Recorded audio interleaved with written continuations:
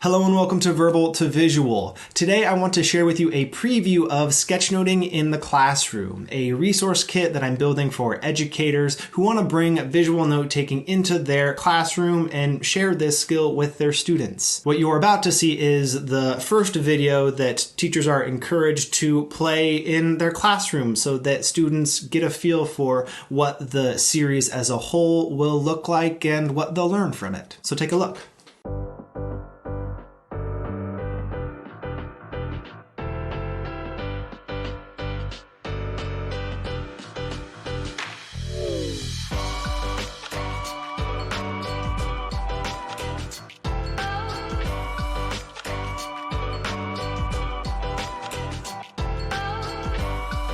Hello and welcome to Sketchnoting in the Classroom. My name is Doug Neal. I will be your host throughout this series, and I wanted to kick things off by letting you know what we'll be up to. First, let's talk about that word sketchnoting, which might be new to you. Sketchnoting is a form of note-taking, hence the noting part of it. But as you might guess, it involves bringing more visuals into the process compared to typical note-taking, hence the sketch part. The whole idea behind adding sketches to your notes is that it taps into parts of your brain that would lie dormant if you only use words to explore ideas. It's the combination of the two that's most powerful, using both words and visuals while taking notes. That's what will fully light up your brain. What's nice about sketchnoting is that it's not a strict format. It doesn't say you have to take notes this way. Instead, it presents you with a variety of tools for you to choose from and create your own customized note-taking process,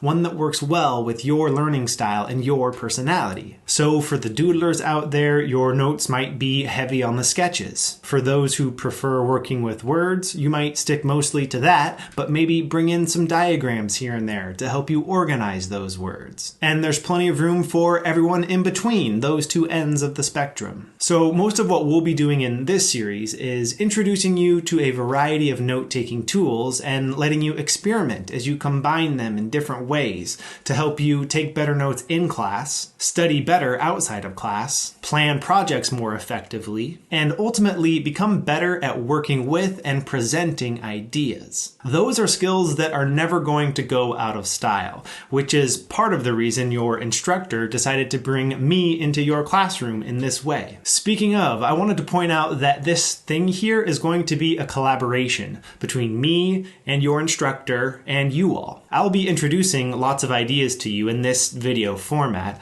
but at the end of these, I'll be handing the mic back to your instructor who will let you know what sort of follow-up activity you'll do to build on and apply what you learned in the video lesson. Let's now get a quick overview of what sorts of things we'll be exploring in those video lessons. I've broken things down into 3 parts. Part 1 will focus on individual sketchnoting skills. These will be the tools that make up your note-taking toolkit. You'll learn how to use handwritten fonts, arrows, stick figures, icons, colors, and many other things that will make your notes more dynamic and more useful. Part 2 will focus on specific sketchnoting processes. Here we'll start to look at how you can combine the individual tools from part 1 into a cohesive note-taking process. We'll explore things like flowcharts and mind maps and other ways to get ideas out of your head and onto the page. Part 3 will explore how to apply your growing sketchnoting skills to specific subject areas so that you know what tools and processes work best in science class compared to language arts class, compared to math class, and many others. As you explore those different parts, as you watch these videos, and as you tackle the follow-up activities,